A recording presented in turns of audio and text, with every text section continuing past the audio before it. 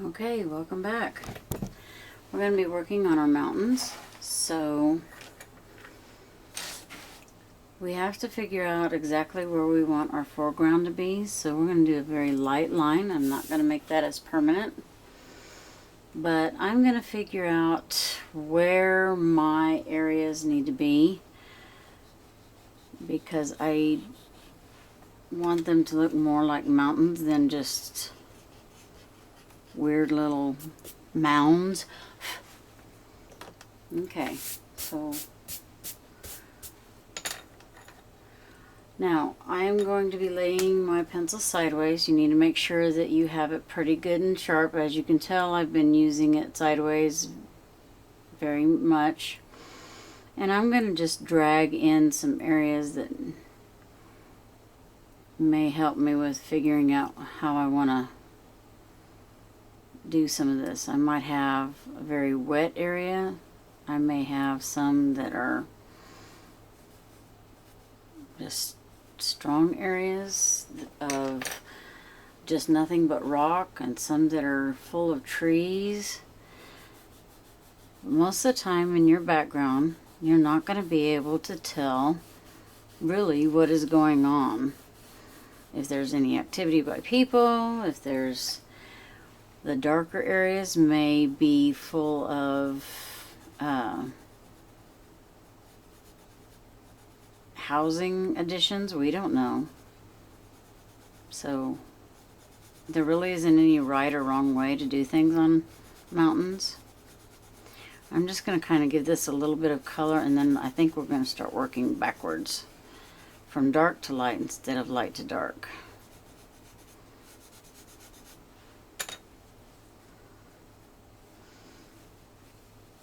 Alright, I'm going to rub this in, fill all of that in real good. Okay, now I'm going to take a little bit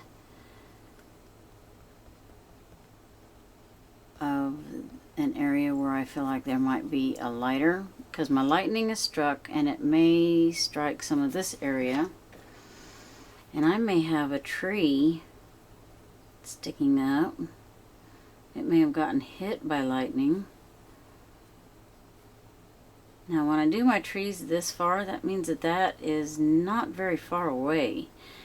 If your trees are up like this, if you're even able to identify it as a tree, then it's not that far of a distance to get to it. So I'm going to just make mine. Now if I'm going to do this throughout my area, I may want to just kind of make some little squiggles and pretend that this whole entire area has a bunch of trees.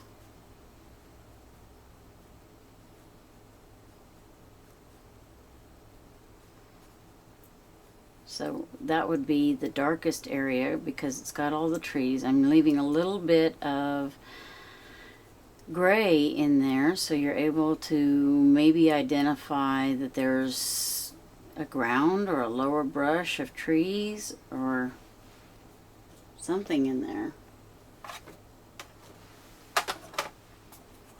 Okay, I need my knead eraser. And my lightning has struck some of the trees, so we may have where we have a spark going up and it's blown up the trees. So you're going to have quite a bit of a light area in here.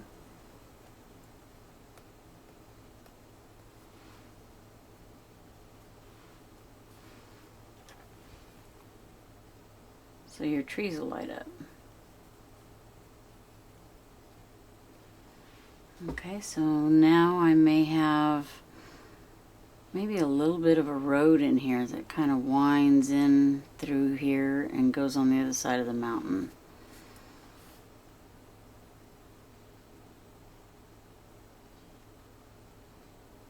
And you're able to see this winding road way back in the background. Now what would make it really neat is if you had little white dots to indicate traffic and little red and orange lighting. And this area could be the section that's holding back the mountain. It may be a gray wall to hold that back. When you're going through some parts of cities, they've blown up sections and it creates a wall to keep your mountain from coming down on you when you're driving down the road. So this may be a complete gray wall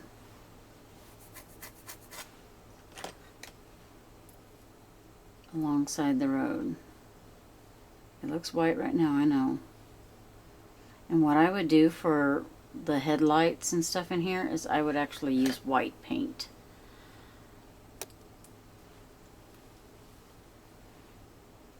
Okay, so I'm going to use a smudging stump because I want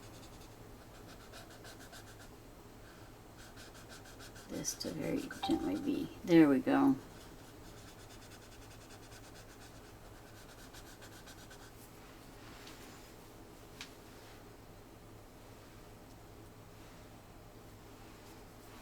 Okay, so now my mountain on this side is maybe have some traffic as well. Does not have to. You do not have to do this. But I think a road looks really neat on some of these little hills in here.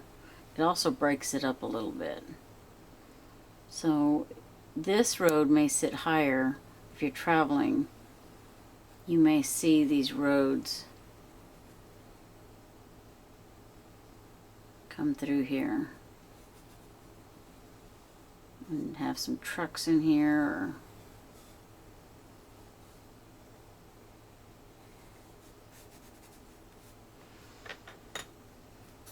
it does not have to be perfect, just allow it to flow. Or that could even be a river.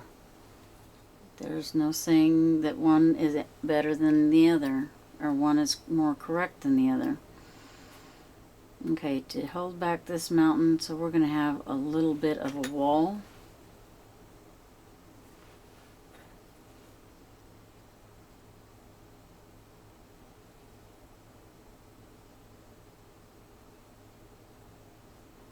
Just to hold back that section.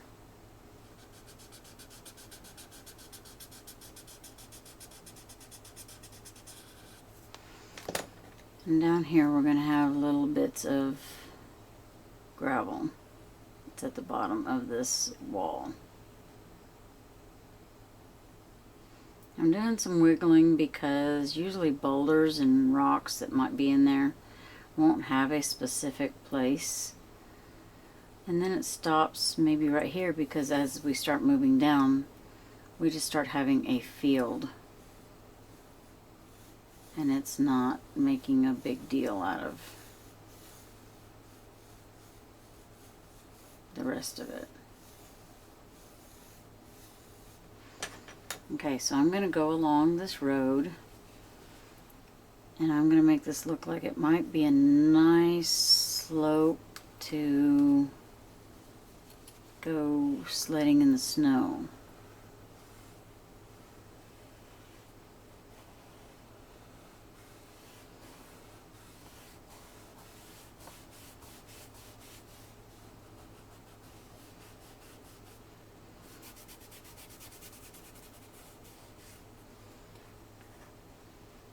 Okay, so that means that we have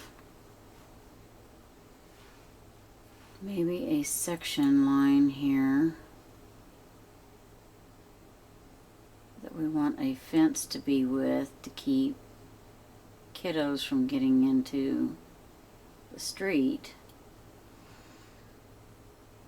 And as you see this, you start seeing a taller fence here, but when it starts moving down, it's towards everyone, you're not going to see it that tall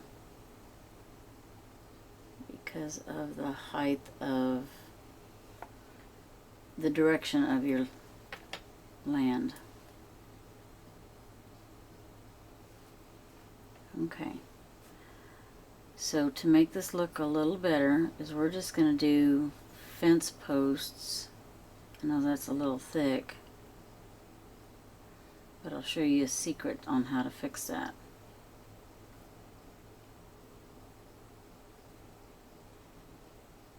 Now remember, your fences have to be vertical, so you definitely do not want, when you get here, you don't want to turn sideways. You want to still go vertical. I know that doesn't seem to make sense,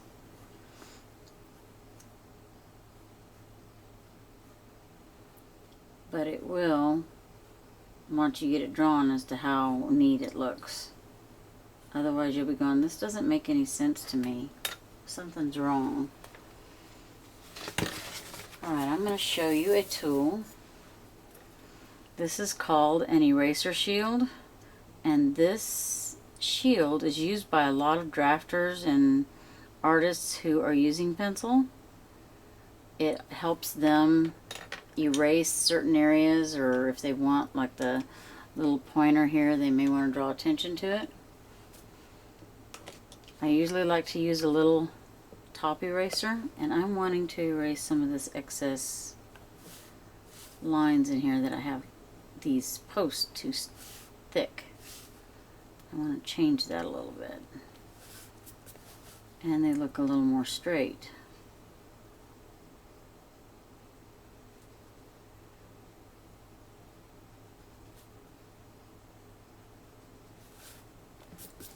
And then I just rub that in to give it the shade that it needs, but I'm also allowing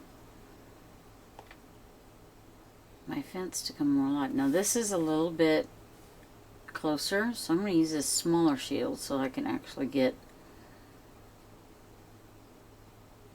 my fence in there a little bit better. Okay, now it's starting to change, so I'm going to come back over to this shielded piece and start erasing. See how it's starting to look? The shield makes a big difference.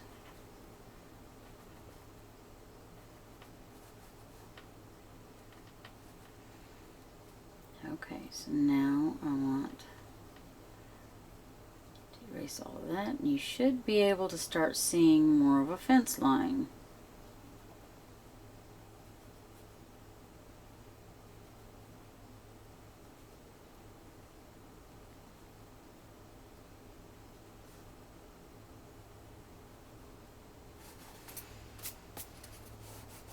Okay.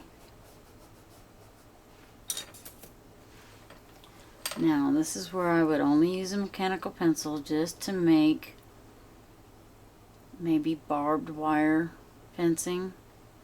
I need that tiny little bit of detail in there. I don't use mechanical pencils to draw. I don't like mechanical pencils to draw unless I am doing such tiny little details that requires me to use the pencil. Okay, if you notice this area right here, the fence post is not that tall. That's because my middle ground area here is in the way. Now I will not see a whole lot of lines through here. I'm going to erase all that so that the fence post looks a little straighter. Okay. Now for those of you that are in Art 2,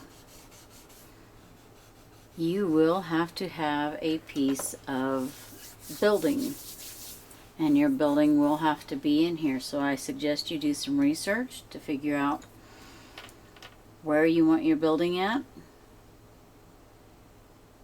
and you create your building. And don't be lazy about it. Don't just do a little stick house that might look like that. You need to add dimensions to it. Give it a little bit of a depth to it.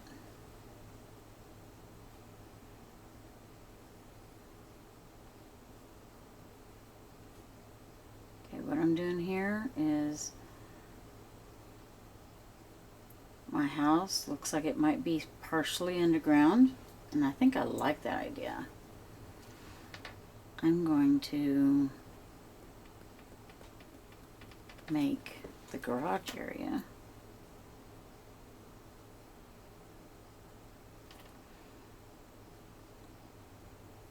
become a part of my landscape.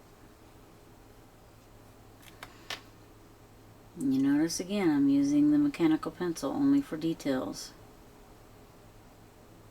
Usually this is where you would use a ruler, unless you have an eye to keep things straight, and sometimes we don't.